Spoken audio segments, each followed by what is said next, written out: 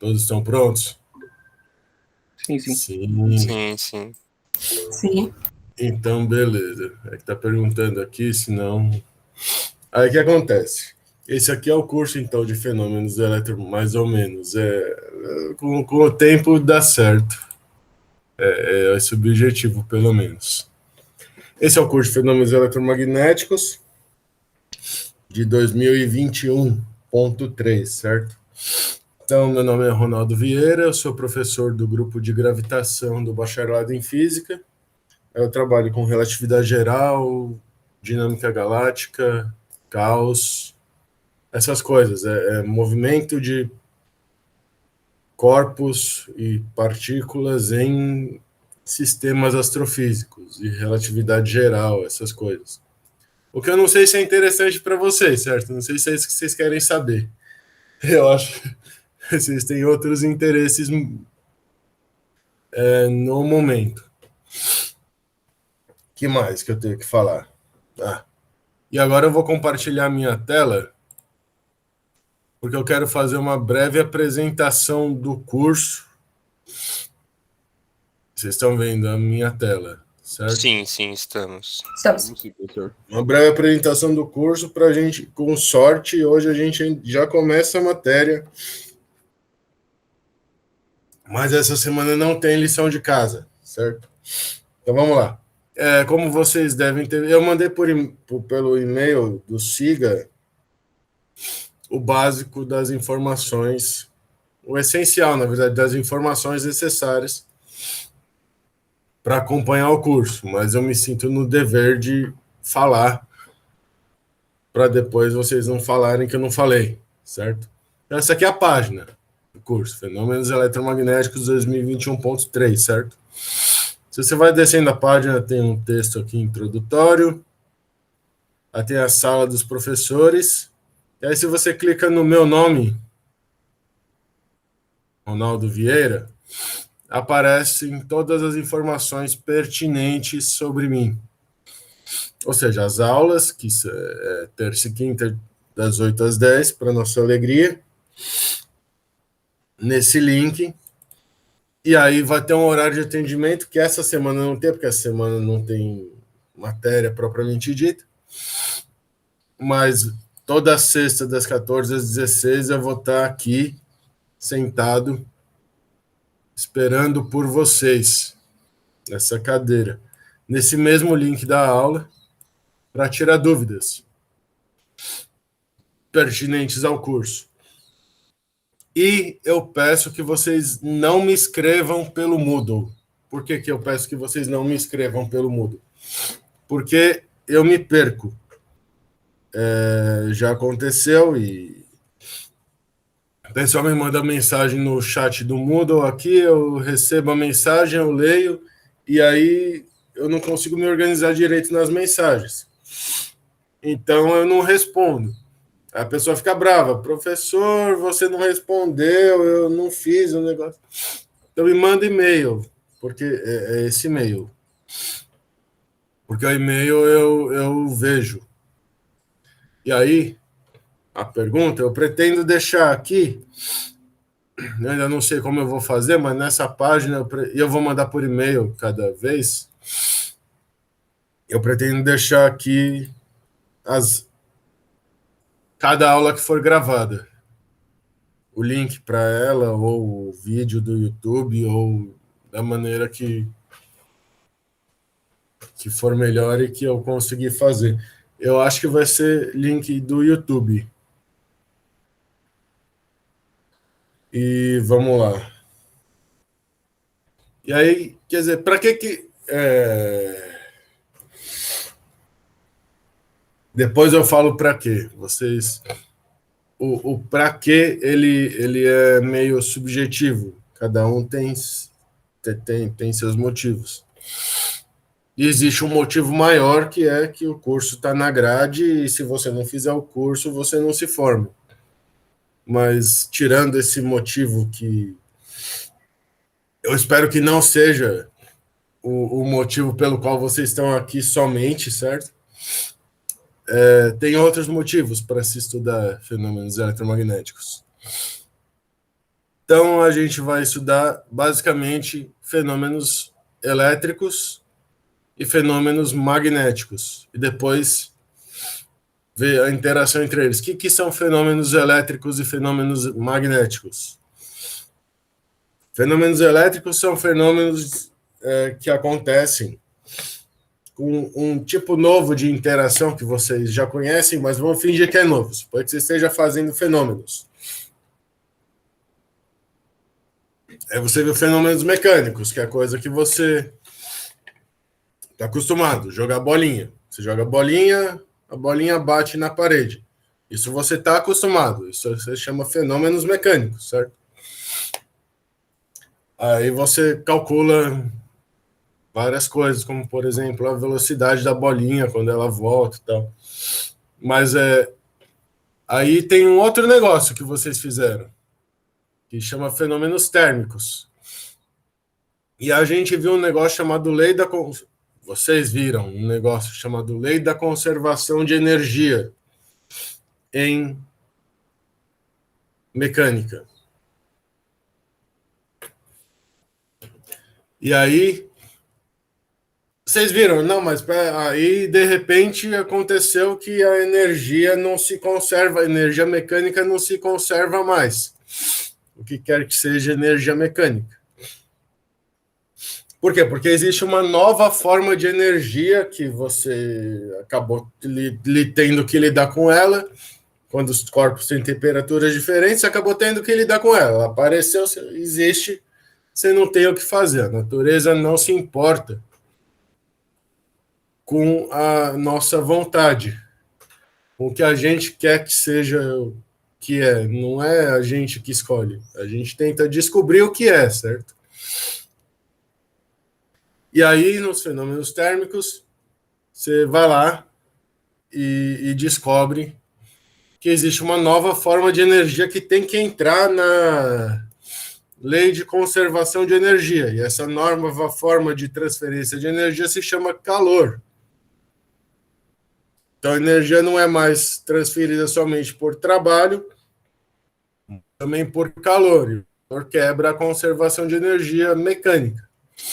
E aí a gente chama isso de primeira lei da termodinâmica. Por que a gente chama isso de primeira lei da termodinâmica? Porque depois descobriram que, enfim, a gente chama porque foi a primeira que foi descoberta. Mas aí depois descobriram a lei zero. Quer dizer, a lei zero chama a lei zero porque se ela fosse descoberta primeiro, ou se ela ganhasse status de lei primeiro, ela chamaria primeira lei. Mas aí deram o nome de lei para ela depois. Então ela virou lei zero, para depois não ter que fazer um shift nas leis aí. Mas, enfim, o que eu queria dizer não era isso. O que eu queria dizer é que aí, de repente, vocês estão me vendo, né? Eu estou falando aqui, mexendo as mãos, tentando fazer algum desenho. Estão me vendo. Aí, o que acontece? Aí vocês falam, então, quer dizer, existe pelo menos algum motivo para estudar fenômenos térmicos, porque existem fenômenos que não são explicados somente pela mecânica, que quando envolve diferença de temperatura, envolve transferência de calor, transferência de energia por meios não mecânicos, a gente chama isso de calor. Beleza. E aí você fala, tá, e aí eu também estudei, ou vocês também estudaram a gravidade, certo? A lei de atração gravitacional entre dois corpos. Que a força é G, Mzão, Mzinho sobre R quadrado, onde R é a distância entre os corpos. E aí você fala, tá. Mas aí, de repente, você vê que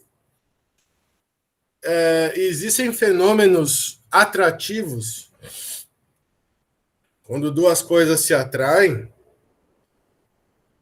não gravitacionais, efeitos que não têm a ver com a força da gravitação. E aí você fala, tá, então vou ter que fazer mais uma matéria. Ou, na época, né, que é mais interessante. Ah, então existe um fenômeno que está sendo observado, e eu vou repetir isso depois. Existe um fenômeno que está sendo observado que não é descrito pelo que eu conheço de física até hoje. Não eu, aluno, eu, físico profissional. Ou seja, a física até aquele momento não conhecia esse tipo de interação entre dois corpos, que é a interação. Quando você, por exemplo, pega um negócio e faz fricção no... Depende do que você fizer fricção. Se você pega um pano, esse negócio ele vai atrair coisas, dependendo da coisa. Se você encostar, dependendo do cabelo também, no meu cabelo isso não funciona, porque eu tenho pouco cabelo, então não vai. Mas suponha que você tenha papel. Aí você consegue pegar vocês já viram, vocês já fizeram esse teste. E esse fenômeno não é explicado nem pela mecânica, nem pela termodinâmica e nem pela gravitação. E quando um fenômeno não é explicado, os físicos eles ficam meio assim, de que não está certo. Por quê? Porque o nosso objetivo é entender a natureza. Se existe um fenômeno na natureza que a gente não sabe explicar, e esse é o nosso trabalho, a gente fica incomodado, certo? A gente, o pessoal daquela época, né? A gente fica incomodado com outras coisas atualmente. E aí a coisa toda é tentar entender, se não por quê, porque a pergunta por quê ela é complicada, é uma pergunta... Porque você pode ficar perguntando por quê? Ah, porque existe carga elétrica, tá, mas... Aí você tem que parar de perguntar. Pelo menos porque quando você fala existe carga elétrica, para de perguntar por quê. Por que existe carga elétrica? Aí você já sai da física.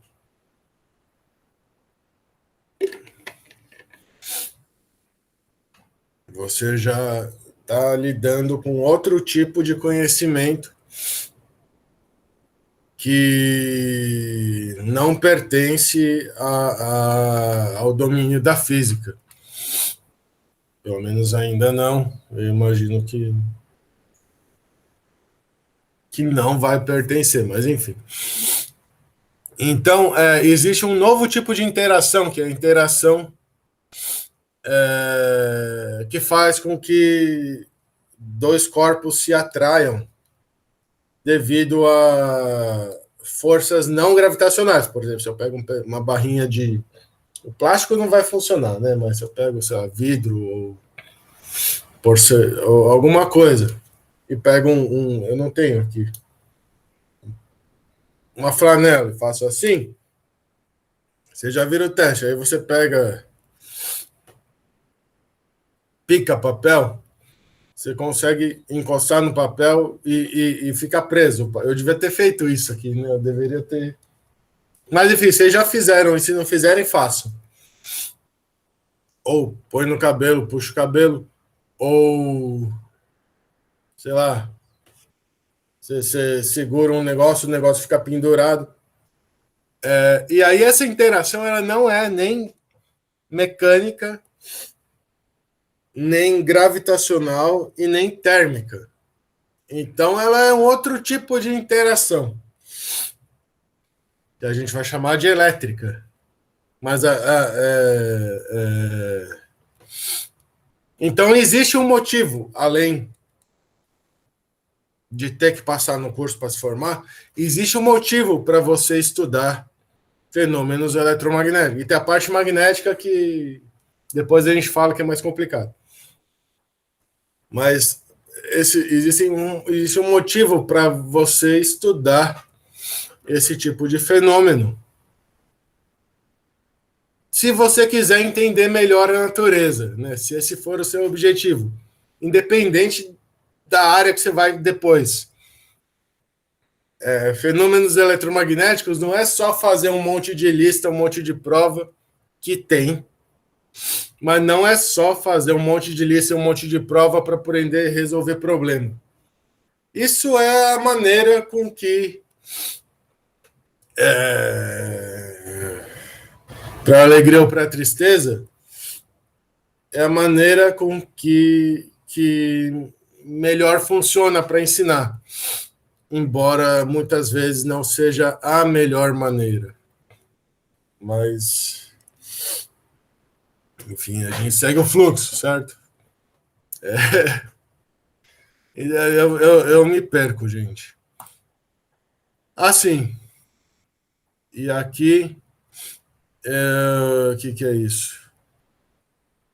E a gente vai falar então aqui tem não sei o quê, a gente vai falar desse monte de coisa, que é carga elétrica, lei de Coulomb, campo elétrico, lei de Gauss, potencial elétrico, que é a parte que descreve a interação elétrica. Aí tem algumas aplicações, como capacitor, que são circuitos, né? Capacitores, corrente, resistência, e depois a parte magnética. E depois fazer a junção entre elas, percebe? Existe um formalismo que diz que mostra que os fenômenos elétricos e magnéticos eles têm uma correspondência, dependendo de como a gente olha. Isso vai ficar mais claro mais para frente. Esse aqui é o Moodle da disciplina, certo? E aí, eu espero que vocês não vejam a minha senha, certo? Conectou sozinho. E aí a gente tem que fazer isso de alguma maneira. E essa maneira é através desse cronograma. Essa semana, então, aqui, esta aula se chama aula inaugural, que tem 42, me tirando 40 alunos, sendo que tem 101 matriculados, mas isso é só para deixar registrado. Isso acontece sempre, a gente vai medindo o decaimento do número de alunos com o tempo, né? Que nem tem o decaimento exponencial ali da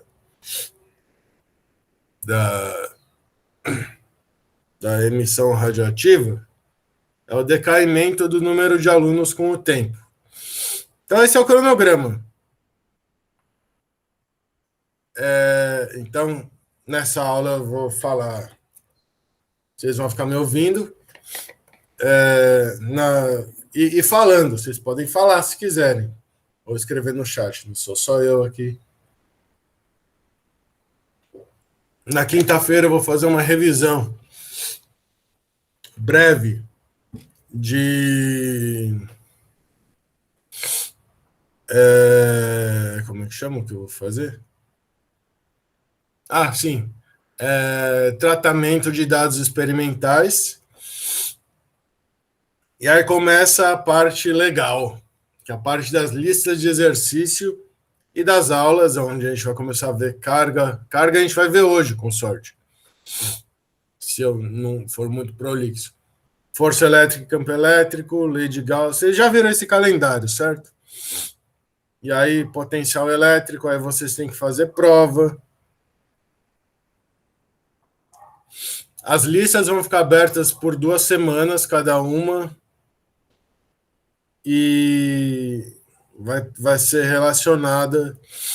Deixa eu ver. A aula da semana seguinte. Então, ela fica aberta aqui. Não é bem 2 semanas que ela fica, mas ela fica aberta aqui e vai até aqui. Aí você tem a aula aqui e faz a lista. Enfim, e a lista você treina para a prova. Esse é o objetivo. E tem que fazer, porque senão reprova por falta.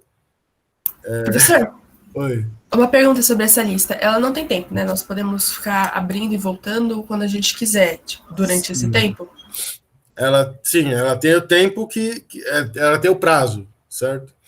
Que é que você tem que terminar, você tem que apertar o botãozinho até o horário máximo que está ali, que é aqui no no domingo, de domingo para segunda, não sei exatamente, mas ela não tem tempo.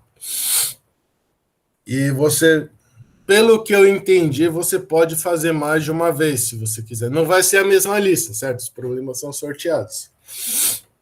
Mas você pode fazer mais de uma vez. E vai contar a última tentativa ou com a maior nota? A maior nota. Beleza, Porque obrigado. a gente é muito bonzinho, vocês não acreditam. Vocês vivem reclamando, falando mal da gente, mas a gente é muito bonzinho. Se, Ô, se professor, vocês olharem... Oi? as provas também serão nesse sistema de você. As provas também serão nesse sistema de você ter mais de uma tentativa? Não, a prova é uma tentativa só. É mais as listas que são... Na verdade, são só as listas que são três tentativas. A prova é uma tentativa só. Eu tô vendo aqui que quando abre a prova é 2h30, né, para concluir a 2h30 para terminar. É o que foi decidido. Professor, tem uma dúvida. Oi. Os conceitos já tem tabela de conversão? Não. Essa é uma pergunta que sempre os conceitos vão ter tabela de conversão no final. Por que é assim? Enfim, eu não sei. É assim. Essa é uma decisão que tem sido tomada há algum tempo.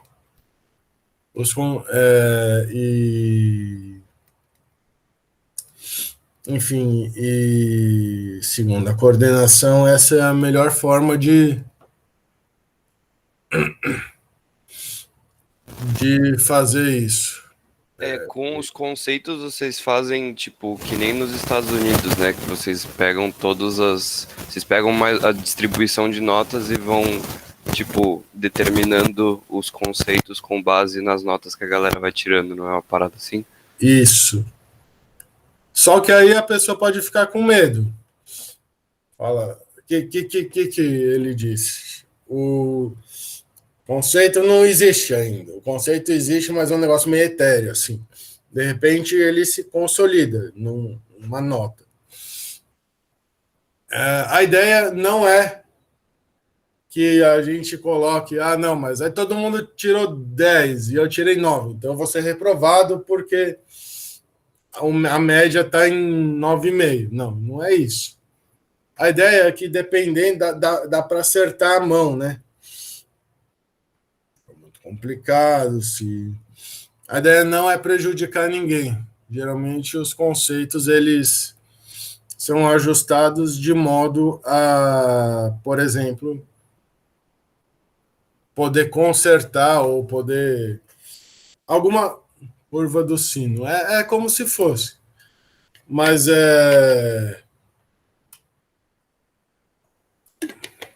a experiência diz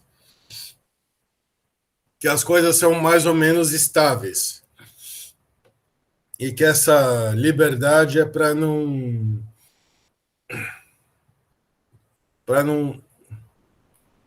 acontecer de que, não, mas aí ninguém tirou acima de 8. Aí você põe A igual a 8, ninguém tira A. Aí você faz uma redistribuição ali para você ver os conceitos. Ninguém vai ser prejudicado nesse ponto de vista, embora seja uma coisa meio... Você fica assustado, que você não sabe se está indo bem ou não, porque você não sabe o seu conceito. Você sabe a sua nota e você sabe que existe mais ou menos, que eu não posso falar, certo? Mas vocês... E a gente não tem ainda definido essa conversão, justamente porque não tem... Mas existe uma faixa ali que você está acostumado, não você, mas outras pessoas estão acostumadas. E sim, é isso que você falou. Depois da distribuição de notas, a gente vê, porque geralmente, se a gente colocar os conceitos antes, a gente vai ter que rever. E aí, do ponto de vista psicológico, talvez fosse até melhor colocar os conceitos antes e depois mudar, mas isso pode dar problemas administrativos. Então, decidiram fazer assim enfim. E aí tem as listas, certo? Que você pode entregar até aqui. Não se esqueça de apertar o botão, pelo amor de Deus. Professor, mas eu não enviei a lista. Tem que apertar. E aí eu vou simular uma lista depois. E aí tem a prova. São 3 provas. E tem as práticas. As práticas, elas são o que seriam os nossos laboratórios. Que não vai ter laboratório por motivos óbvios, mas vão ter as chamadas práticas experimentais, que é para vocês. Vocês vão receber lá uma quantidade de informação sobre o experimento que teria sido feito por vocês, e vocês vão responder um roteiro analisando o experimento e uma simulação de dados do experimento. Isso vai ser individual. O roteiro não tem que escrever. O roteiro ele é do Moodle, no Moodle. E então você vai lá e você responde, você faz a sua tabelinha do Excel com as fórmulas de propagação de erros e de ajuste de retas, porque consegue transformar a maioria das coisas que vai usar em reta. E vocês sabem já, certo? Porque quem foi meu aluno sabe. Quem não foi meu aluno deveria saber também, de fenômenos térmicos. Como ajustar uma reta. E eu vou falar sobre isso quinta-feira. E aí vocês respondem e enviam. É um roteiro no Moodle. Oi. O roteiro também pode responder mais de uma vez ou não? Olha, isso eu não sei, para falar a verdade. Beleza, Mas valeu. quando você clica lá, aparece tentativas permitidas. Vai ter um número de tentativas permitidas. Se eu não me engano,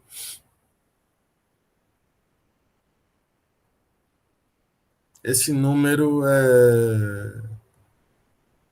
Aqui era feriado. Aqui vai ser feriado, gente. Esse número vai... Enfim. Se eu não me engano é uma, mas pode ser que tenha mais de uma. A gente termina no dia 12 de outubro. E se vocês olharem aqui... O que aconteceu aqui que eu estou perdido? Tem 2 asteriscos aqui.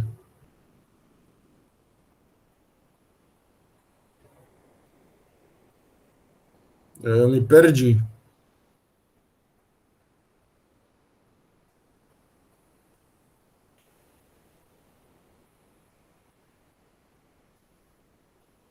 Gente, aqui eu vou... Feriado não é só na terça, professor? Aqui, é isso. E essa semana em especial, a aula de terça será assíncrona para todos os alunos, certo? Então, a aula de capacitância vai ser... Eu vou gravar a aula e vou enviar para vocês. Não era assim, eu não sei por que eu também tô sabendo agora disso daqui. Enfim, mas não é uma coisa que vá atrapalhar vocês. E aí vocês fazem as listas, as provas, podem consultar esse calendário, certo?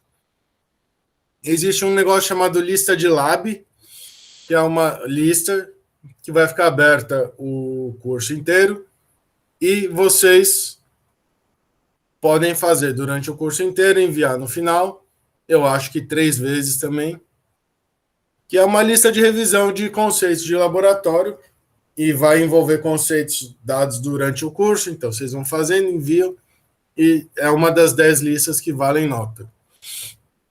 E existe um negócio chamado recuperação.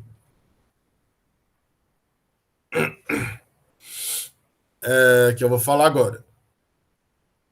vão ter 3 provas com peso de 70%, 4 laboratórios com peso de 20% e 10 listas com peso de 10% no total de cada um. Aqui, ó, as provas ficarão disponíveis no horário de 72 horas, mas aí você só tem 2 horas e meia, você não tem 72 horas, certo? A partir do momento que você começa. E estudantes com necessidades especiais terão 1 hora a mais. E você tem que fazer atividade a menos que você tenha justificativa, certo? A falta na atividade resultará em nota 0 e falta. Né? Você tem que ter um critério de presença, que está escrito em algum lugar aí. Mas existe um critério de presença que está no Moodle e vocês têm que satisfazer para passar. E olha que legal, a gente é muito bonzinho. O processo de recuperação é assim. No final vai abrir tudo de novo. Não necessariamente com as mesmas questões, na prova, na lista, mas vai abrir tudo de novo. Então você pode refazer tudo. E fala, não, mas eu errei tal coisa e eu preciso aumentar minha nota. Vou lá e refaço. Qualquer um pode fazer, qualquer um que não tenha reprovado por falta, certo? Se você não adianta não fazer nada durante o curso e fazer tudo no final, não. Tem que fazer, se você for reprovado por falta, você não faz. Tem os critérios que eu não estou achando, mas estão no Moodle. Prof, Oi. tem alguma coisa que vai ser, tipo, dissertativa para você corrigir?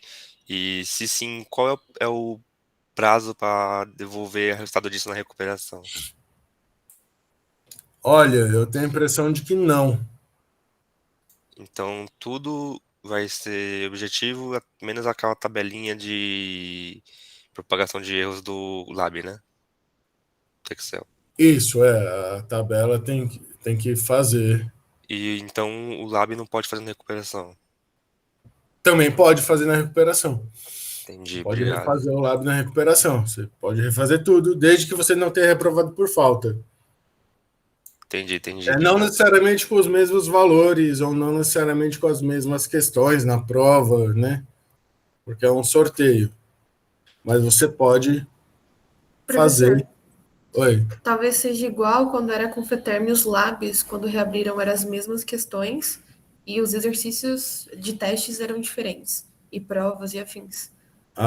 Os labs eram as mesmas e os testes... É Isso. porque... É porque o lab eu acredito que seja igual para todo mundo, mas os testes e provas são diferentes. Sim, o que pode acontecer é que talvez alguns valores sejam sorteados Sim. O que pode acontecer é o valor mudar, mas questões mesmos é a mesma. Mesmo raciocínio e tudo mais. Tá. Então é isso. Gente. E aí é isso. Vai abrir tudo de novo e parece que isso foi uma coisa bem aceita no quadrimestre passado pelo pessoal que fez FETERM, eles acharam legal. Funcionou bem mesmo. Funcionou bem, né? Foi ótimo. E aí, eu já vou dar uma dica. E embora a gente não diga quais são os conceitos, você pode ir lá fazer eu não fiz, certo? Mas você pode ver se é verdade. Você vai atualizando para ver se você melhora o seu conceito. Quando melhorar, você continua até tirar A, certo? Esse é o jogo. Você melhora o conceito, continua. Eu fiz isso daí, professor. Dá certo sim. É isso mesmo? Eu não sei. Eu achei que era. Sim. Dá certo, professor. Tá. Então tá avisado, tá gravado. Não digam que fui eu que falei, embora esteja gravado. Todo mundo que fez FETERM sabe já, tá com essa já. Tá. Então, beleza. Então vai ser igual, só que a matéria vai ser diferente. Eu vou continuar, gente, porque eu me perco muito. E eu queria falar... É isso. Bibliografia. A bibliografia vai ser o Serway. O Serway ele está disponível via minha oficialmente. Está disponível oficialmente, então a gente pode utilizar através do Siga Minha Biblioteca. Você clica, faz o cadastro, o seu próprio cadastro da UFABC, e entra e consegue ler o Survey. E aqui está explicado, certo? Você tem todas essas coisas, você clica aqui embaixo, a gente está nessas informações gerais. O que mais que tem? E vai ser o livro adotado na disciplina. Mas a gente também tem, se eu seguir a minha aqui. Aqui, ó. A prática experimental que eu falei. Eu já falei da prática experimental, né? Tá, eu já falei da prática experimental. Vai ser igual ao FETERM do quadrimestre passado e está explicado aqui como é que ela é. Ô, professor, só uma dúvida que eu não entendi direito da parte de recuperação. Independente da sua nota, as atividades vão ser reabertas e você pode fazer, é isso? A menos que você tenha sido reprovado por falta. Existe em algum lugar do Moodle que eu não estou achando agora. Tá lá na segunda linha, onde está escrito recuperação. Olha aqui. Entendi. Mas então, independente da sua nota, vai ser reaberto para refazer todas as atividades. Com exceção dos estudantes com conceito O. Ok, obrigado. Certo? Não adianta você não fazer nada e depois fazer tudo. Certo? A questão da recuperação é realmente recuperar. Então, se você tirou F, D, C, B ou A, você vai ter direito a fazer tudo de novo. Se você tirou A, você pode também fazer. Mas a questão é essa. A questão é que eu não estou encontrando qual é o critério de... Mas depois vocês leem e fazem isso. Então, você pode.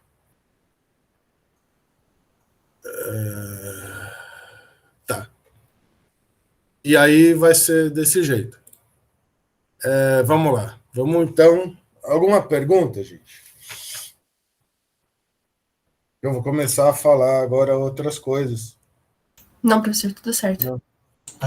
Professor. Oi. O número de exercícios em cada lista é fixo ou varia para cada assunto? Eu acho que são 10. Pode ser que varie. Porque as listas, elas... A primeira são 10, que eu olhei que são 10. Mas você fala 10 é muito, né? Pode ser que seja muito. Mas nota que em FETERM também era 10. A diferença é que lá as coisas... a gente estava enganando você. Você estava dividindo por várias unidades. E cada semana tinha mais de uma unidade. Então, parecia que você fazia 3, depois fazia mais. Mas se você fizesse, somasse tudo, dava uns 10. Eu vou abrir uma lista aqui também, para vocês verem como é que é. E aí... O que mais que eu tenho que falar? Sim. Eu até escrevi aqui em letra maiúscula. Gente, esse não é um curso dos mais fáceis que vocês vão fazer. Já deixo avisado, porque, né, às vezes... E exige cálculo, matéria, cálculo. A gente vai revisar, e como nem todo mundo aqui fez FVV, ou está fazendo no momento FVV, a gente vai revisar por meio dos exemplos um monte de... ou revisar ou ver várias maneiras de se calcular as coisas, aproveitando simetrias do problema. Então é importante... E aí eu já me perdi aqui na minha lista. As aulas síncronas, estas daqui, que estarão gravadas, elas são opcionais, ou seja, você não precisa assistir a aula síncrona, mas elas são recomendadas, porque eu não estou aqui à toa, certo? E porque... A ideia da aula é tirar dúvidas e explicar coisas. Aí tem gente, não, então é opcional, então eu não vou assistir. Aí, a gente tem no Moodle, que eu vou mostrar aqui, a gente preparou toda uma estrutura para você estudar sozinho. que são as lições. Que eu vou mostrar como é que elas são. E aí você fala, aí a pessoa vê, e as lições têm os videozinhos também. Nem todas, mas e aí você vê o número de visualizações, não vem muita gente na aula. Você vê o número de visualizações da sua própria aula, também não é tão grande, em geral. Aí você pensa, então eles estão estudando sozinhos, né? Tá tranquilo, tá estudando. Aí você vai ver o número de visualizações da lição, e também não é tão grande.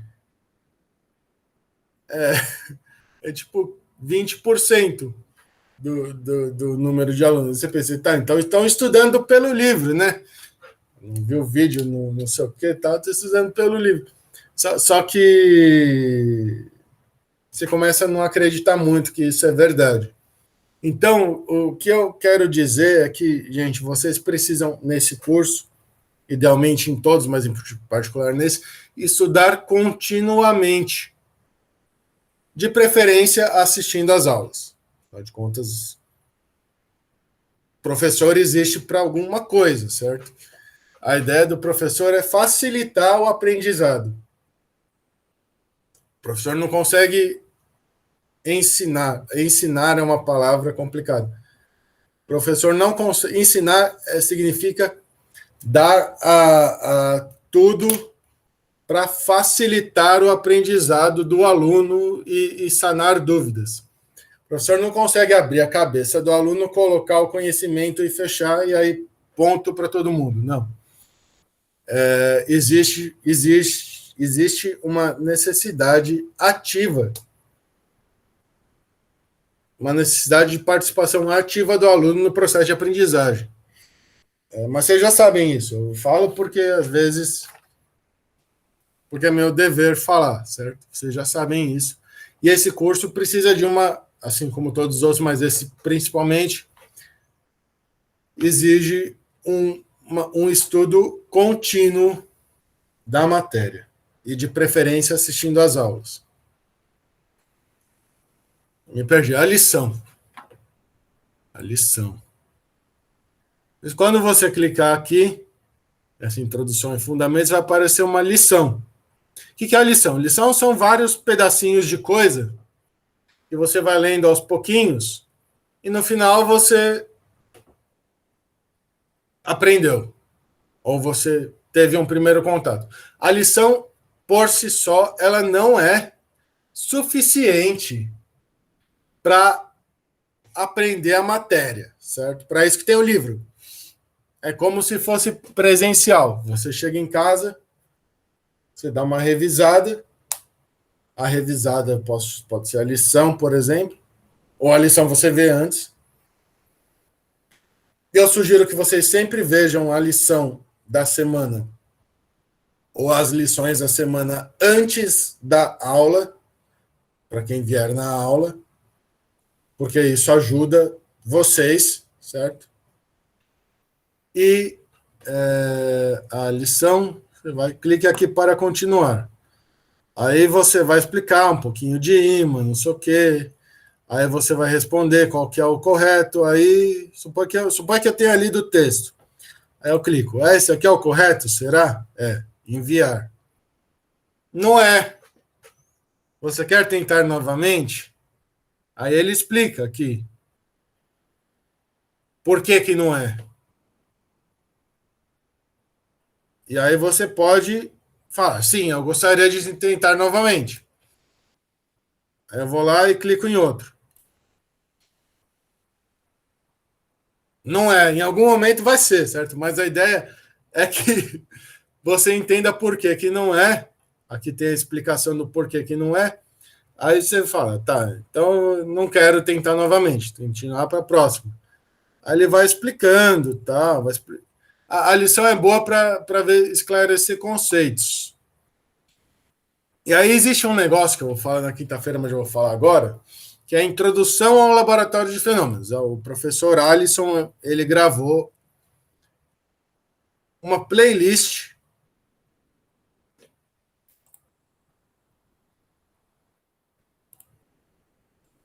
uma playlist, olha que bonitinho,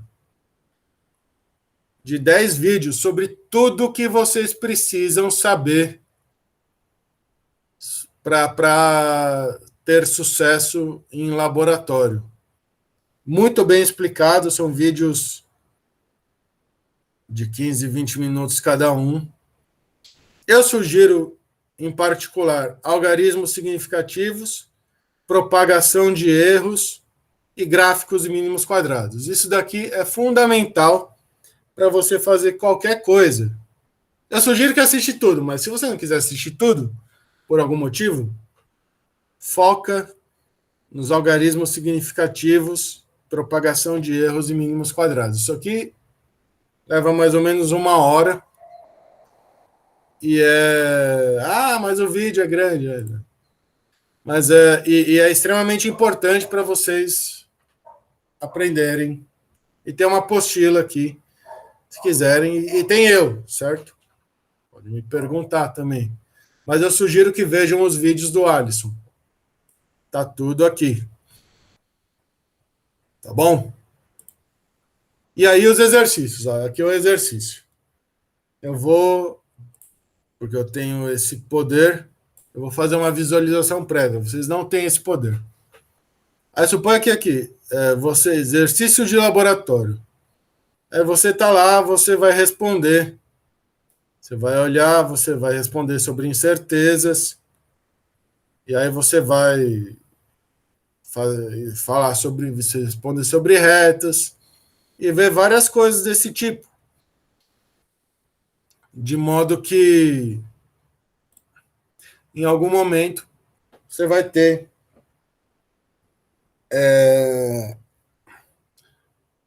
visto tudo e conseguido responder tudo e vai ser assim com todas as listas.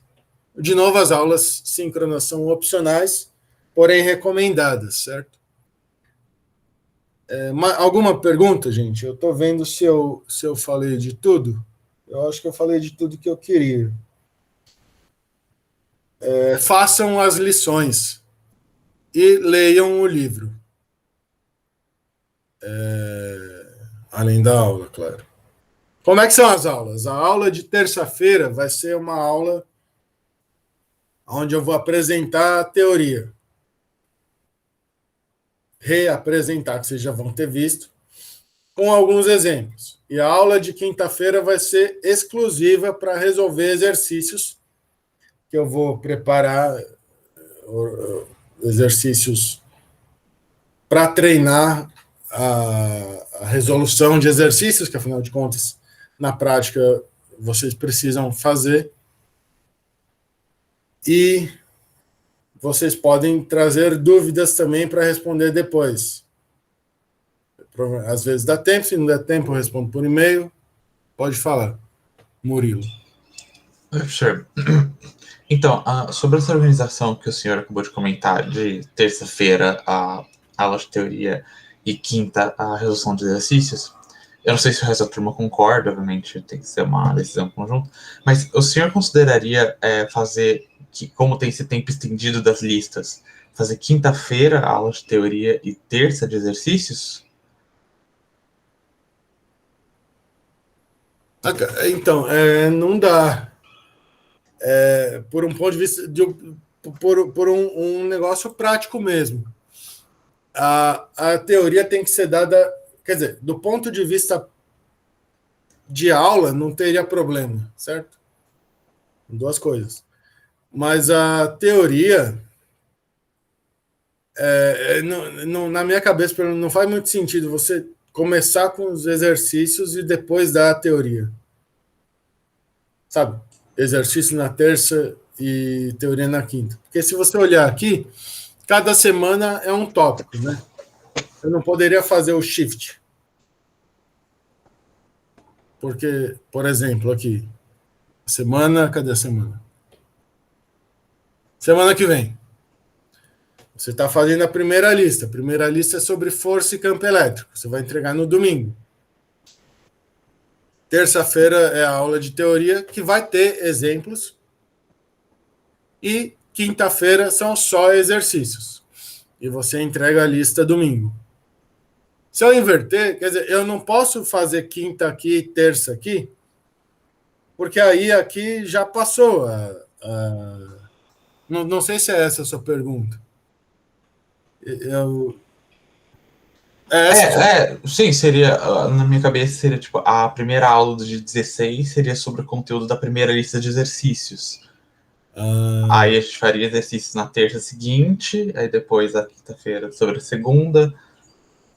Entendi. Não posso. Não porque eu não queira, mas porque o curso é coordenado e já combinou, a gente já combinou, né? E não sou eu que decido, que aqui vai ter uma revisão de dados experimentais e as aulas vão ser dessa maneira: terça, teoria, e quinta, exercícios. Ou tem gente que tem professor que vai dar aula só de quinta. Então, não dá. Mas não é que não dá por ser impossível, não dá porque aí eu vou sair do unificado. O unificado combinado Sim. é esse. E aí depois sobra para mim. É melhor. Mas eu acho que a minha experiência diz que vocês começam a lista na sexta ou no sábado. Eu posso estar errado, mas a grande. Vocês começam antes, mas às vezes é por causa da aula, né? Entendi o que você falou, né? Às vezes é por causa da aula que você começa a lista depois de ter visto os exercícios, né? Isso.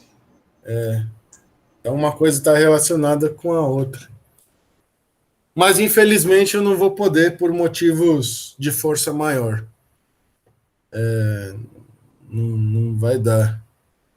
O ideal seria, né? O ideal seria que fosse assim, né? Mas enfim, mas não pode. Não pode. Foi mal, não pode. Vai contra as regras. Que não fui eu que estipulei. Mas vamos lá. Semana que vem, o que vocês vão fazer? Tem força e campo elétrico. E aí vocês vão ler o roteiro de estudo. E tem as lições que eu falei, né? Que seria legal ver. Ou ver antes, ou ver como uma revisão. Ou estudar pelo livro. Ou, enfim, vocês escolhem como vocês. Quintas quinzenais. Quintas quinzenais. Aqui, você disse? Não, quinta quinzenal não tem aula. Quer dizer, na quinta tem aula. A parte quinzenal não tem aula. Por quê que não tem aula? Porque como é quinzenal, parte de vocês vai ter esse tempo e parte não vai. Porque vocês vão estar fazendo outra coisa na quinzena que não vão estar aqui, né? O Vitor perguntou, professor, nas quintas quinzenais você vai fazer um atendimento maior? Não. Isso não impede de eu continuar depois das 10. Por algum motivo de perguntas. Mas não está programado. Por quê? Porque na quinzena que um pode, o outro não pode, porque o outro está fazendo outra coisa. As quinzenas, elas são intercaladas. O que vai ter é o horário de atendimento nas sextas, não essa, porque essa não tem matéria, nas sextas, a partir da próxima, das 2 às 4. Tirando algum possível feriado aí. E aí eu aviso que não tem. Mas vamos lá, então. Você vai fazer A semana que vem a gente vai ver. Isso daqui a gente vai ver carga hoje, porque eu vi que dá tempo. E aí você vai fazer força e campo elétrico, que é a matéria da semana que vem. Vai estar dizendo aqui o que você vai aprender, as lições, o conteúdo das lições. Você pode ou ver as lições e estudar pelo livro, ou você pode só ver as lições, ou você pode só estudar pelo livro. Eu não recomendo que você não faça nada disso, certo? Pelo menos dá uma olhada, porque é importante. O livro demorou mais de uma década para ser feito pelos autores do livro. Então, tem um motivo do livro existir, certo? Mas vamos lá. Aí eu faço as lições, aí tem duas coisas depois. O exercícios para estudo e exercícios para revisão.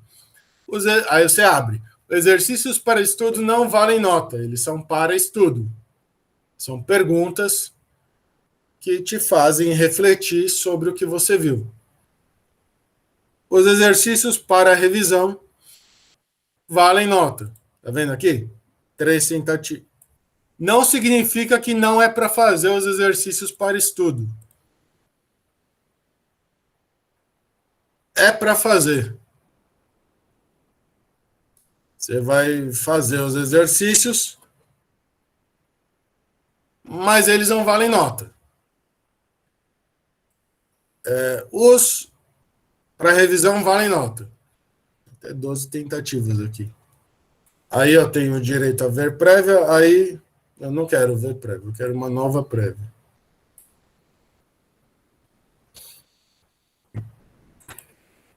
Suponha que eu responda aqui, eu respondi. Aí eu clico em finalizar tentativa. Aparece todas as respostas salvas. Se eu não tiver respondido algum, vai dizer que eu não respondi. Você fica esperto. Você pode retornar a tentativa para terminar de responder, ou enviar tudo e terminar. Uma vez que você envia tudo e termina, você não volta. Certo? Você tem 3 tentativas, vale a maior nota, e tem um prazo. Fiquem atentos ao prazo, não percam o prazo. Tudo bem, gente? Pergunta. Eu acho que era isso que eu tinha aqui para falar sobre a parte, como é que chama? Burocrática do curso. Tudo bem? Sem pergunta, gente? Não. Então eu vou falar um pouco sobre carga elétrica. Vai ser uma coisa bastante informal, assim. Semana que vem a gente começa a falar sobre força elétrica de uma maneira mais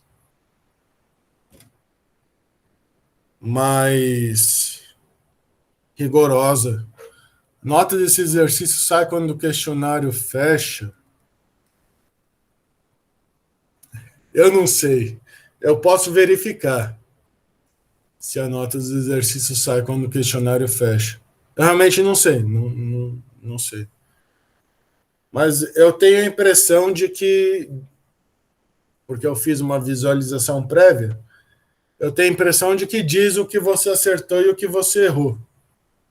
Talvez não te diga qual a resposta correta, mas provavelmente você vai saber o que acertou e o que errou. Mas eu posso verificar e respondo na próxima aula. Peço que me lembre. Então, tá bom.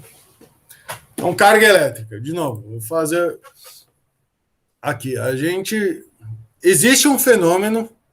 De novo, por que a gente estuda coisas na física? Além de ter que passar na matéria. A gente estuda coisas novas na física porque existe um fenômeno, vão aparecendo fenômenos que a gente não sabe ainda lidar. com os quais a gente não sabe ainda lidar. Por exemplo, a gente viu aqui mecânica. Mecânica é jogar bolinha. E aí a gente aprendeu a jogar bolinha. Como funciona o processo físico de jogar bolinha. Não sei se vocês viram gravidade, que é um tipo de energia, um tipo de interação que pode ser descrito por uma energia potencial entre a Terra e o corpo, por exemplo, que atrai a bolinha para o chão. E a gente viu, em fenômenos térmicos, a termodinâmica.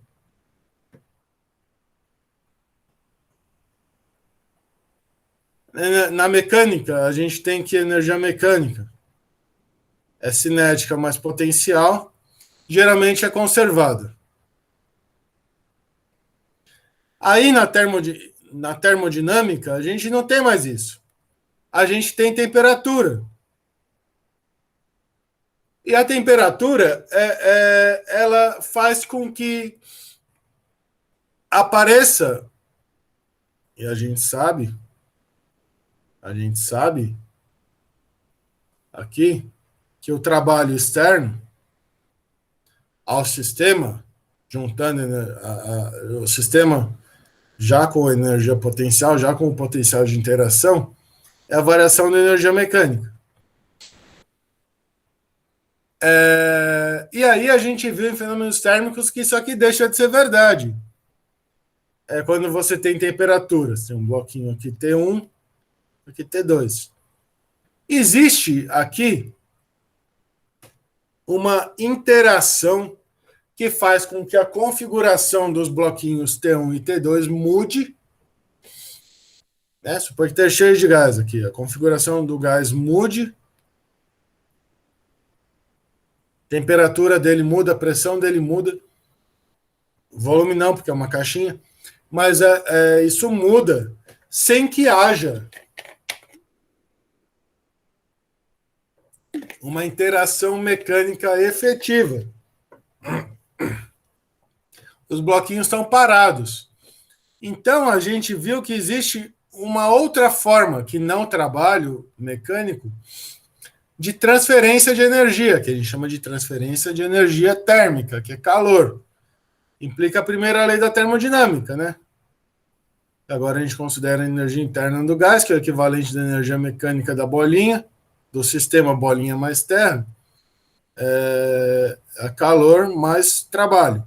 Trabalho a gente conhece. Calor é novo. Da mesma maneira, se a gente olhar agora para a gravidade,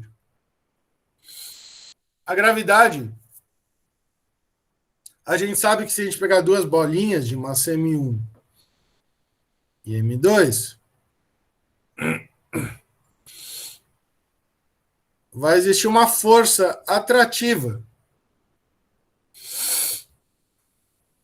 em M1 e em M2, uma menos a outra vetorialmente,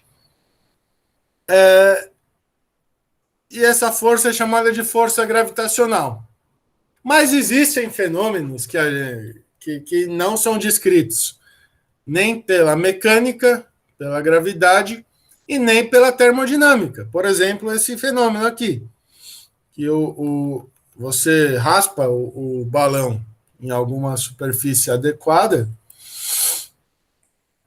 e o balão começa a atrair o cabelo dela, por exemplo. Ou se você encostar o balão na parede, ele fica preso. Ou você encosta o balão num papel picado e ele gruda no papel, o papel gruda nele. Esse tipo de fenômeno não é explicado nem pela mecânica, nem pela termodinâmica. Então deve existir um outro tipo de interação, isso vocês já sabem, mas é bom falar. Deve existir um outro tipo de interação que descreve esse tipo de fenômeno. E esse outro tipo de interação que descreve esse tipo de fenômeno, a gente chama de eletricidade. Assim como a gente teve que dar nome e temperatura, e vocês conhecem isso do dia a dia. E aí a pergunta, como é que funciona essa interação? Poderia funcionar de várias maneiras. Mas a gente sabe da experiência que não é só isso que acontece.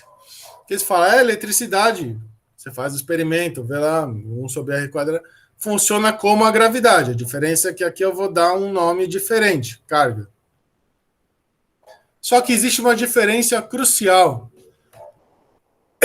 entre a interação gravitacional e a interação elétrica, que é a seguinte: a massa é sempre positiva. A atração gravitacional é sempre A interação gravitacional é sempre atrativa. Eu tenho atração gravitacional. A interação elétrica, não. Você faz os experimentos, você vê que só existe... Se dois corpos têm interação elétrica entre eles, só podem acontecer duas coisas. Ou eles se atraem, ou eles se repelem. Se não acontecer nada disso, a gente chama de neutro, certo? Então, aqui... E aí, a questão de... E aí, a gente dá a gente dá nome para elas. Positivo e negativo. Porque positivo e negativo porque ajuda nas contas. Na hora de fazer a conta, ajuda você chamar uma carga de positiva, outra de negativa, porque funciona bem no formalismo. Mas, basicamente, existe um tipo de carga que chama positiva e outro que chama negativa, que quando dois objetos têm cargas diferentes, de sinal, vou chamar já de sinal diferente, eles se atraem. Quando os sinais são iguais, eles se repelem. Isso é um fenômeno que é observado. Então, a gente quer saber explicar. Ou seja, existe carga positiva, mais com isso aqui é repulsão, menos com menos é repulsão, e mais com menos atração. Isso aqui pode parecer bastante simples, e vocês já sabem, mas a questão toda é que é importante ressaltar isso. Existem dois tipos de carga. O que não acontece com a massa. A interação gravitacional é sempre atrativa. Aqui, eu tenho interação repulsiva, possivelmente. E essa interação repulsiva é uma coisa nova, vai depender do material e da maneira com que esse material ganhou carga, o que a gente chama que foi eletrizado. Então, uma maneira de você fazer isso é você pegar um bastão e que eu estava tentando fazer aqui virtual, sem vocês verem, você pegar o bastão e você friccionar aqui nesse negócio. Então, eu posso dizer que carga negativa passa do bastão para o pano.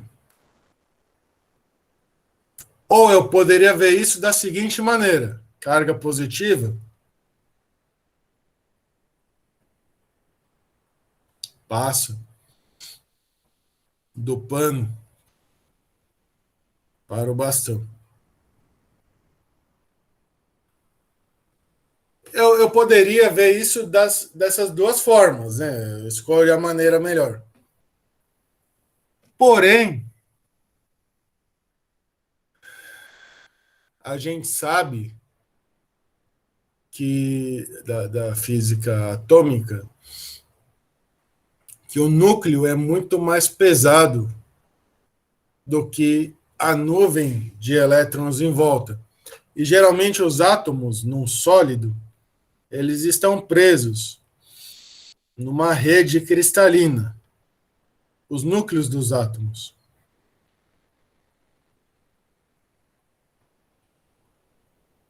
E a ligação, a energia de ligação entre dois átomos é muito maior do que a energia, dois núcleos, é muito maior do que a energia de ligação, se eu olho só para cá, se eu olho para cá, né, dou um zoom aqui, do núcleo com os elétrons em volta. Então, se eu faço alguma perturbação nesse sistema, se eu, por exemplo, faço a fricção dele nesse negócio, o que sai primeiro são os elétrons. A menos que você quebre esse negócio, né? O que sai primeiro são os elétrons. A energia de ligação dos elétrons com o núcleo, com os núcleos, é muito menor do que a energia de ligação entre dois átomos da rede cristalina. De maneira que isso aqui, vamos chamar para isolantes. Eu vou dizer o que é um isolante daqui a pouco. É muito menor. Sendo muito menor, se eu faço uma perturbação nesse sistema, por exemplo, friccionando aqui, o que vai sair daqui são os elétrons, não vai ser o núcleo que vai sair. O núcleo está sendo segurado com mais força. Você precisa de mais força para arrancar um núcleo. Por isso que ocorre a eletrização. A eletrização ocorre porque essa energia de ligação ela é fraca. Depende do material, claro, depende do material. Mas, em geral, ela não é tão forte, de modo que para boa parte dos materiais, ou parte dos materiais, não todos, né? A de plástico é mais difícil do que o vidro. Você consegue transferir por fricção esses elétrons que estão... Vocês estão me entendendo, gente? Estou falando aqui. Vocês estão me acompanhando? Tá fácil? Tá rápido? Estamos sim. Sim, sim. Tá lento? Vocês queriam mais rápido? Tudo bem, professor. Não, sim, tá tudo certo. Então tá bom. Então a energia de ligação, eu falo isso aqui talvez não esteja no livro, mas a questão é motivar vocês. A energia de ligação dos elétrons com o núcleo, ela é muito menor do que a energia de ligação. O que é energia de ligação? Energia de ligação é a energia necessária que eu preciso dar na base da porrada. Eu preciso dar energia. Pode funcionar como energia térmica, pode funcionar como atrito, uma energia externa. Energia que eu preciso dar para desligar o sistema. Desligar não no sentido de desligar, mas no sentido de romper essa ligação e o núcleo e o elétron ficarem praticamente dissociados um do outro, que é o que acontece aqui. Quando o elétron vai para cá, para o pano, é como se ele fosse parte do pano, não é mais parte do bastão de vidro. Então, a energia de ligação dos átomos, isso aqui eu vou voltar nisso aqui depois, eu acho que dá tempo. A energia de ligação dos átomos, dos elétrons no átomo é menor do que a energia de ligação dos átomos na rede cristalina. Tá? E como é que isso é descrito? A matéria, vamos lá, a matéria é composta. Só uma outra coisa. Aqui são dois tipos de carga. Não precisariam ser dois, poderiam ser três. Poderia ser diferente. A experiência diz que são 2 tipos. A interação, uma interação nova, uma interação física nova, não precisa ter a forma igual às outras. Como é o caso, por exemplo, da lei de Coulomb, ter a mesma forma da lei da gravitação universal. Não precisa. Calha de ser assim. Então, poderia ter 3 tipos de carga. Só tem 2. Se só tem 2, a gente pode chamar de positivo e negativo. Senão, teria que dar nomes diferentes. Positivo e negativo, só desenha a reta. Em positivo, negativo e zero. O zero é quando é neutro. Você precisaria de uma outra nomenclatura para ver a interação desses 2 com um terceiro. Mas não existe. Então, a matéria é composta por prótons, elétrons e nêutrons.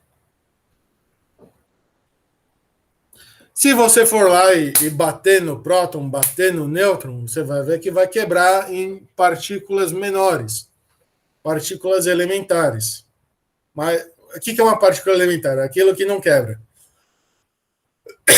Se você quebra o próton e isso dá outro resultado, o próton não é uma partícula elementar, mas para todos os efeitos, a gente vai tratar nesse curso de prótons, elétrons e nêutrons. Certo? E aí, essa interação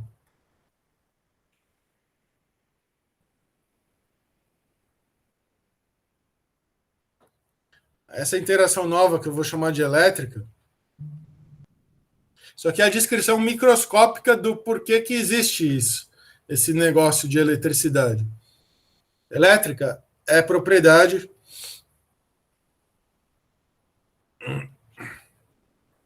dos prótons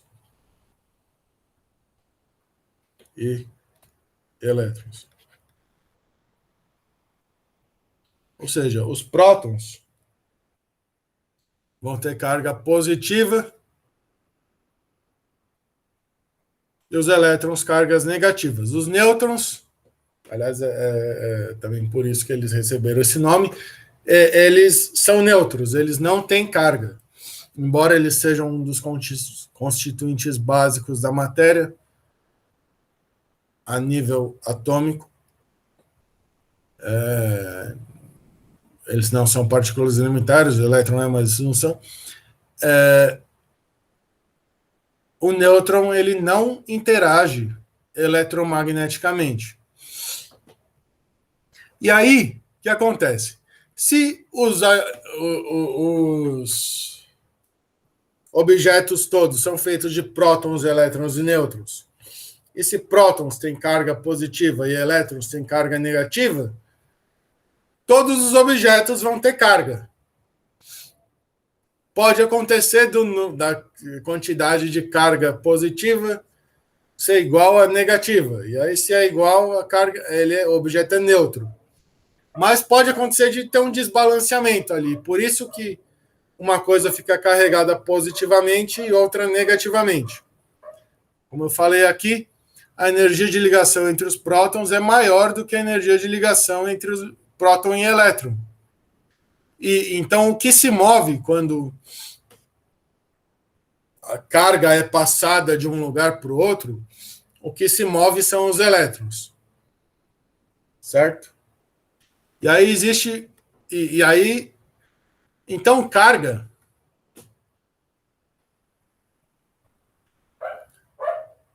é uma grandeza.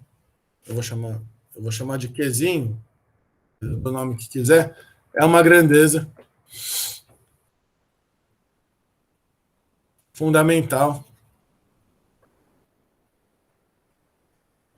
adicional. Assim como temperatura é uma grandeza fundamental adicional.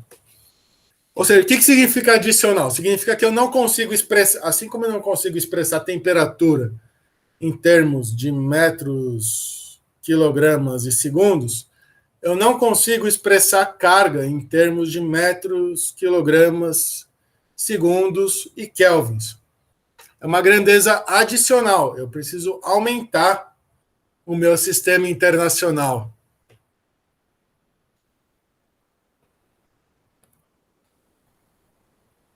Eu preciso de uma nova unidade, que não é expressa em termos de outras coisas.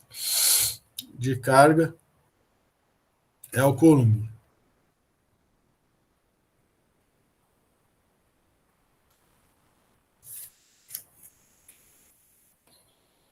Certo?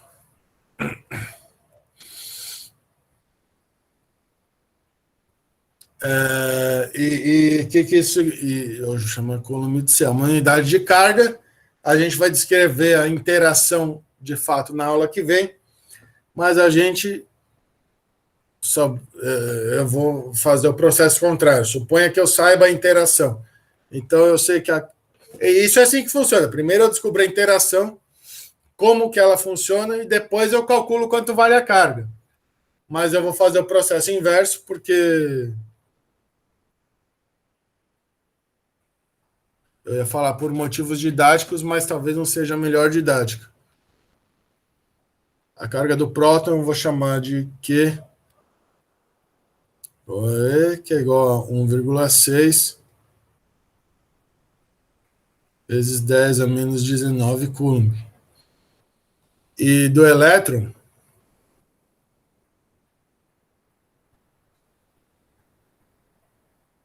a carga do elétron é igual à carga do próton, mas com sinal negativo.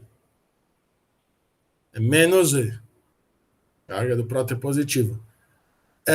E aqui vem toda a diferença em relação à massa. Prótons, elétrons e nêutrons têm massa positiva. E por isso,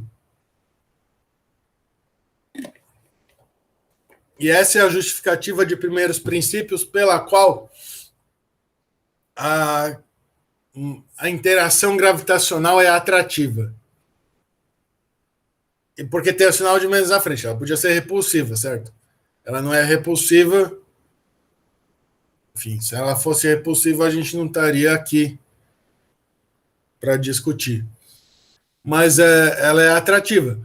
Prótons e elétrons têm sinais negativos. Então, um excesso de prótons ou um excesso de elétrons vai me dar uma carga diferente para o corpo, positiva ou negativa. E a gente vai ver a lei de Coulomb, você já sabe, mas a gente vai ver que essa propriedade faz com que os corpos eletrizados que tenham excessos de prótons ou excessos de elétrons sejam repelidos ou atraídos entre si. Certo?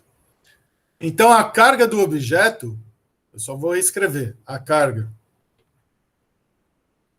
de um objeto é devida a um excesso de prótons. Nesse caso, eu chamo a carga de positiva, ou de elétrons. Mais próton que elétron ou mais elétron que próton. Nesse caso, eu chamo de negativo.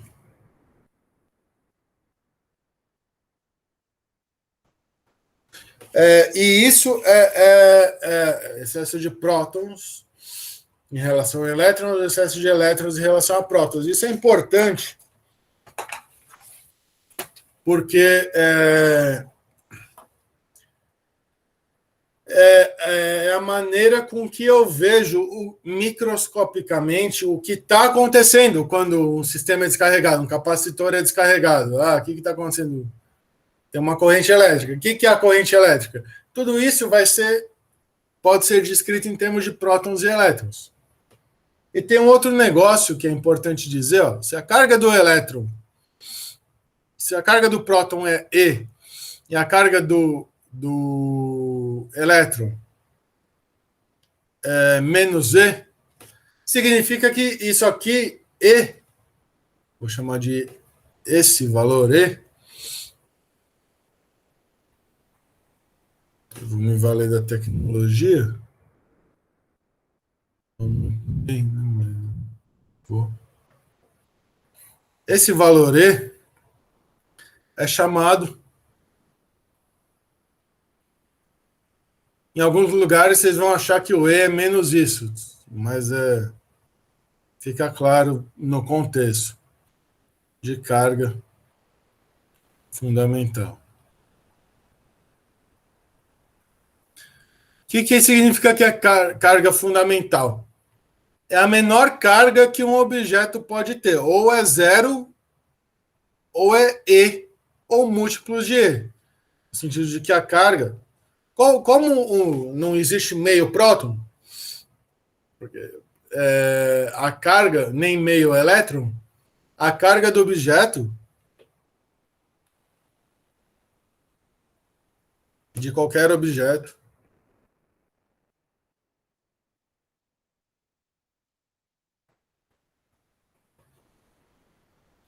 é quantizada.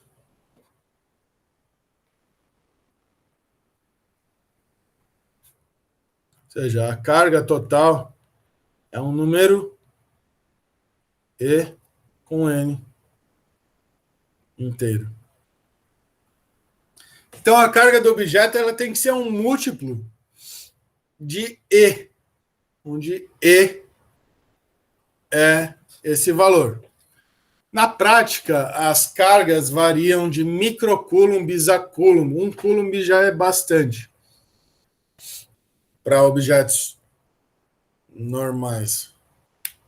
Mas varia entre microcoulomb e coulomb. Então, existe um monte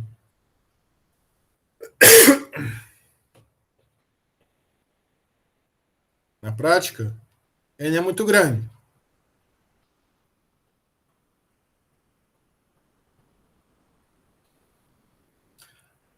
Existe um monte de elétrons ou prótons a mais. Não dá para botar um elétron a mais na prática.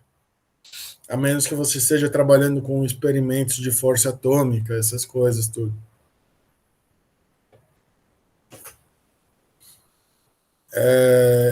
Raspando o vidro no pano, você não vai botar 2 elétrons a mais.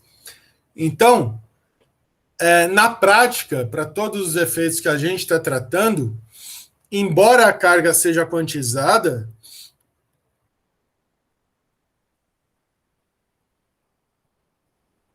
os números que a gente está tratando são muito maiores do que a carga fundamental. Então, é como se a gente estivesse tratando um contínuo. O erro que é cometido é muito maior do que 10 a menos 19. Mas é bom saber que existe uma unidade fundamental de carga. E por que ela existe? Ela existe porque prótons, elétrons e nêutrons são constituintes fundamentais da matéria. Até aqui, se puser mais força, eles quebram em coisas menores, mas a gente não vai pôr mais força. E aí é isso. E aí eu copiei do livro a definição de condutores e isolantes. Existem 2 tipos de material. Na verdade, existe todo um espectro de materiais. Mas para todos os efeitos práticos, a gente vai considerar 2 tipos de material, 2 tipos de comportamento do material com respeito à interação elétrica, que são os condutores elétricos, que são materiais que possuem elétrons. Lembra que eu desenhei? Eu vou desenhar de novo. Aqui. A rede cristalina do meu sólido. Condutor, falando com as mãos assim, é um material. E lembra que eu falei que aqui, se eu der um zoom nesse cara, o zoom é desenhado assim, né? Desenhado assim. Zoom. Linha. E tem os elétrons em volta. Não importa como eles estão. Lembra que eu falei que a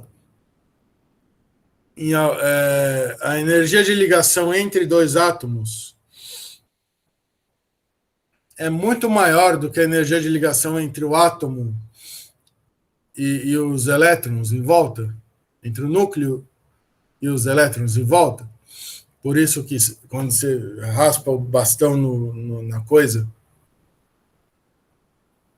na flanela, os elétrons saem primeiro, e por isso que eles que transportam a carga de um objeto para o outro. Nos condutores, fala primeiro dos isolantes. Os isolantes, eles são isso. Eles são materiais que você precisa oferecer uma certa energia, do tipo fricção, por exemplo, para soltar esses elétrons. A energia de ligação aqui, ela não é desprezível. Então, os isolantes são materiais em que todos os elétrons estão ligados aos átomos e não podem se mover livremente através do material, que é o que eu desenhei antes. Os condutores são um novo tipo de material, na verdade, eu não expliquei ainda, mas vocês já sabem, em que essa energia de ligação aqui, por algum motivo arcano, essa energia de ligação entre pelo menos alguns elétrons, e não todos, mas alguns elétrons e o núcleo, numa rede cristalina, é desprezível.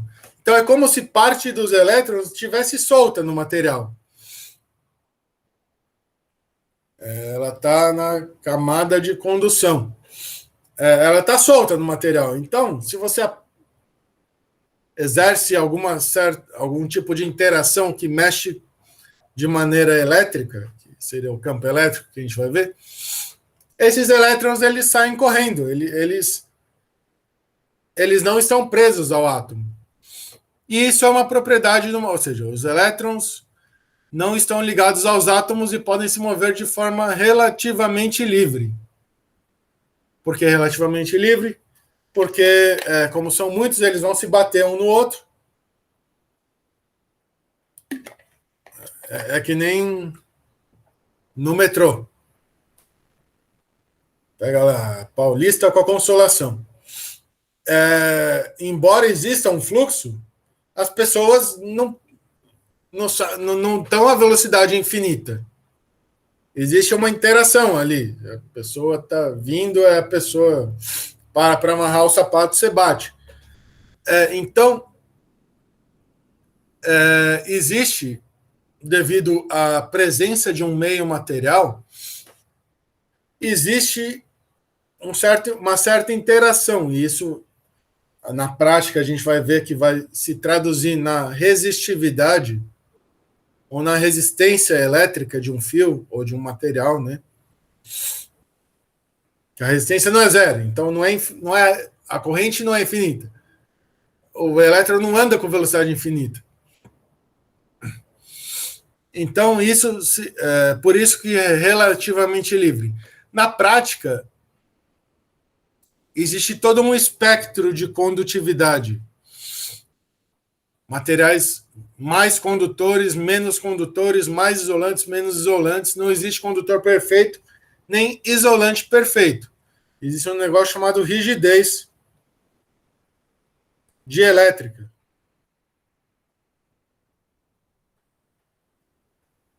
Do material.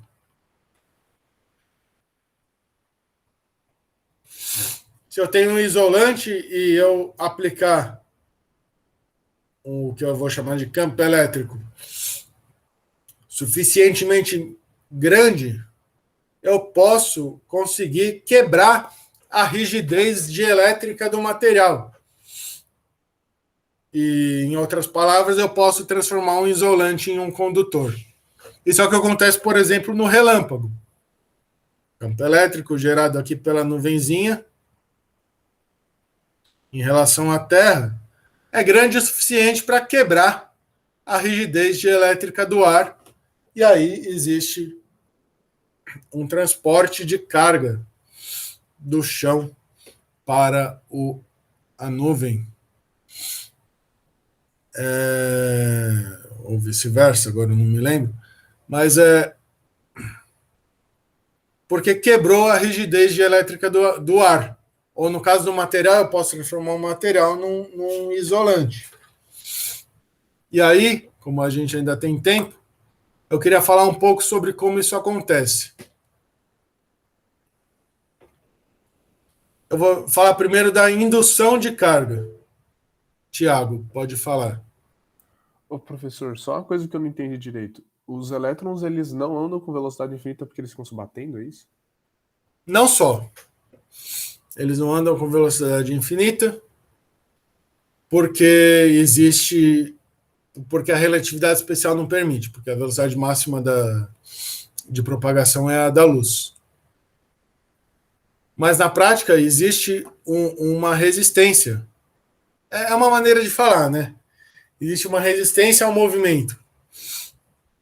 Eles estão, de certa forma, na rede cristalina. Então,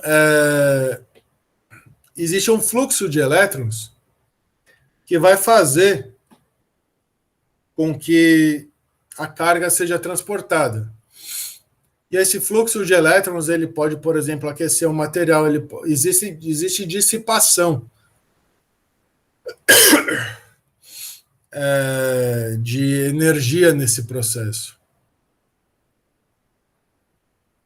Por colisões microscópicas, por exemplo.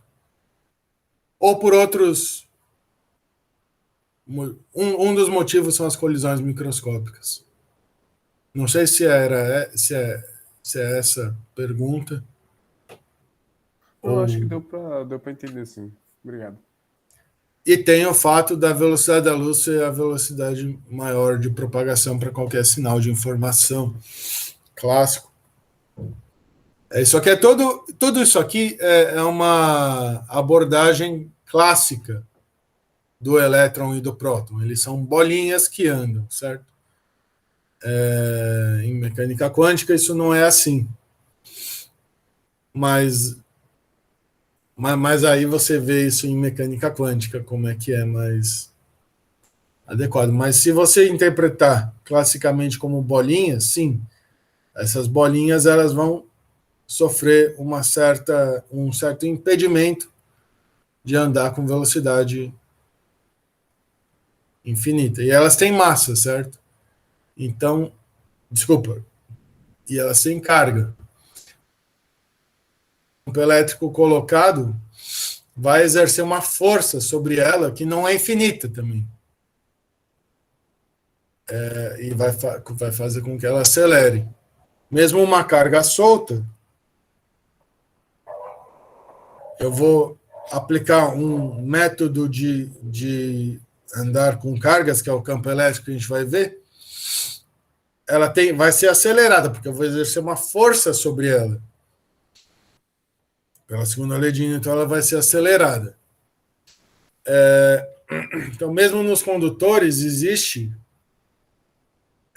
um tempo para que ela chegue numa velocidade máxima.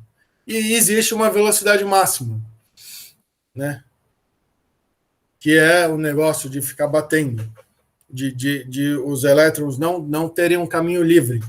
Se eu ficasse acelerando infinitamente o elétron, ele ia chegar em velocidades arbitrariamente grandes. Mas existe uma coisa que macroscopicamente a gente vai chamar de resistência,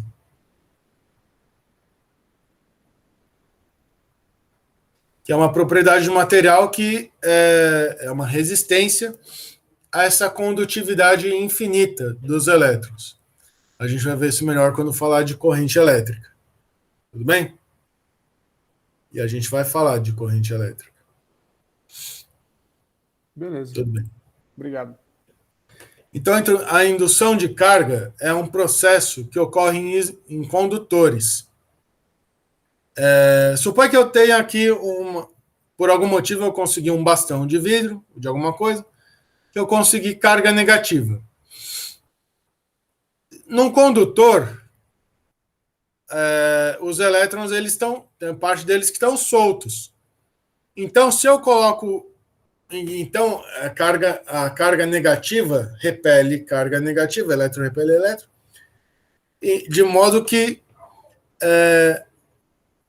quando eu chego com esse objeto carregado negativamente próximo de um condutor, os elétrons são jogados para lá e fica, no total, uma carga positiva.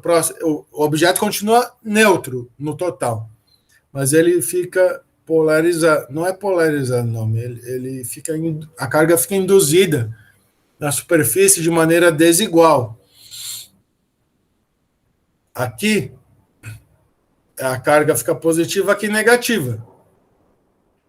Aqui que é o representado na letra A. Agora, e aí, suponha que eu queira deixar carregado um objeto.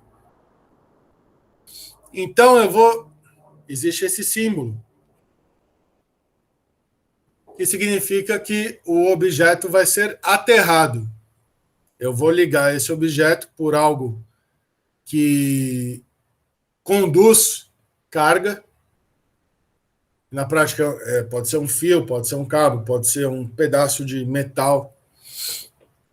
Para a Terra. A Terra faz o papel de um reservatório de carga.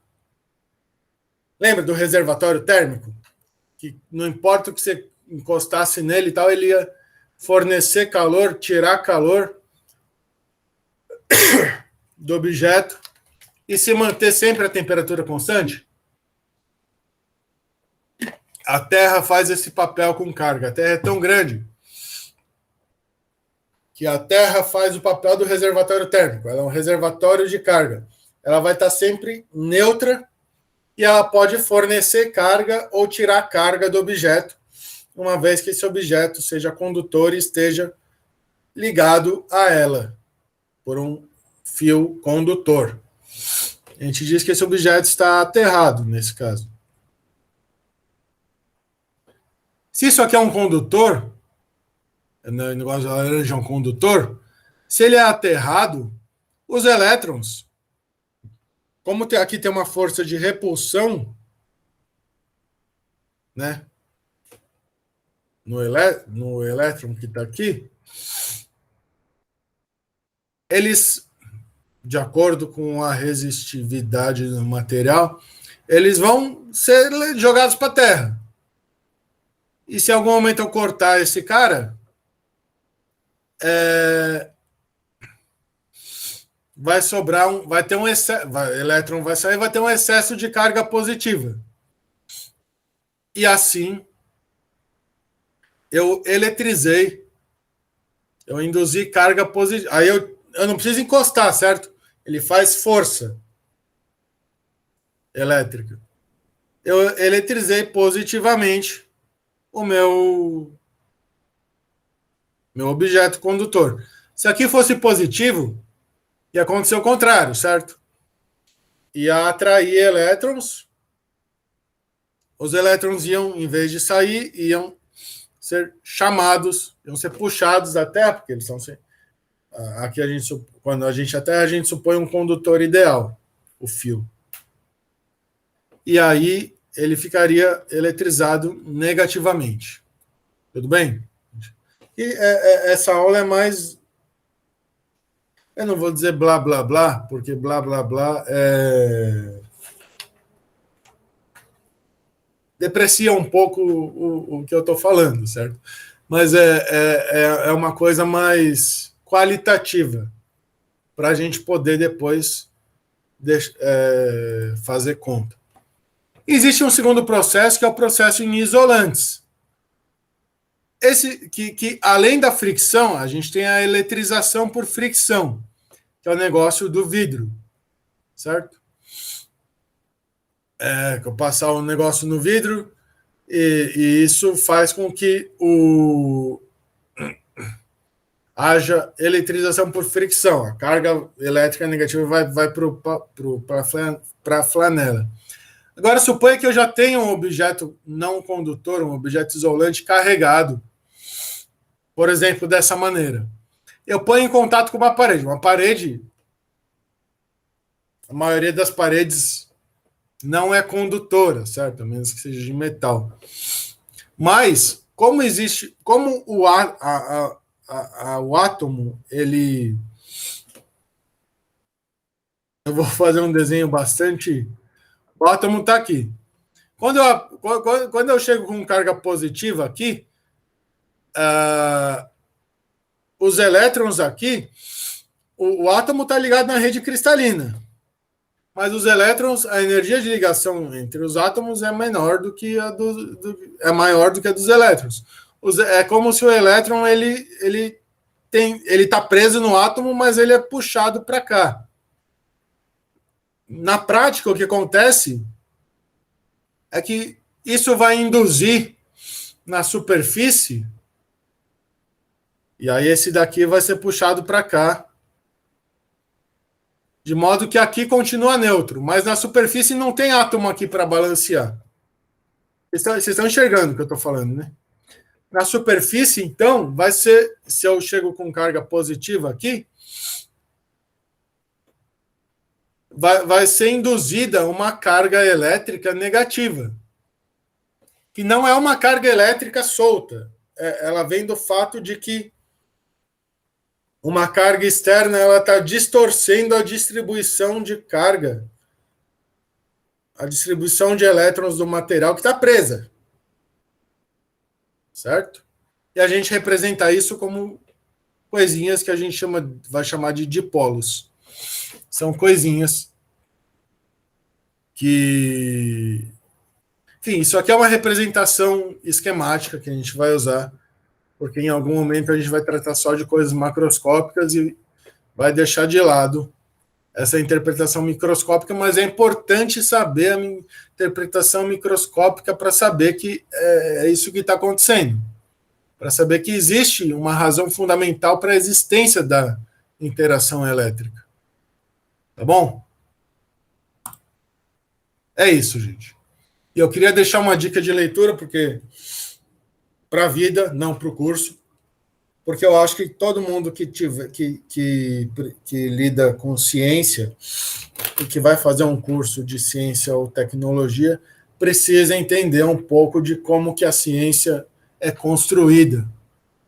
E esse livro, bom, e aí foge da minha área de atuação, isso aqui é filosofia, sociologia da ciência, coisa da qual eu não entendo, mas esse livro é muito interessante.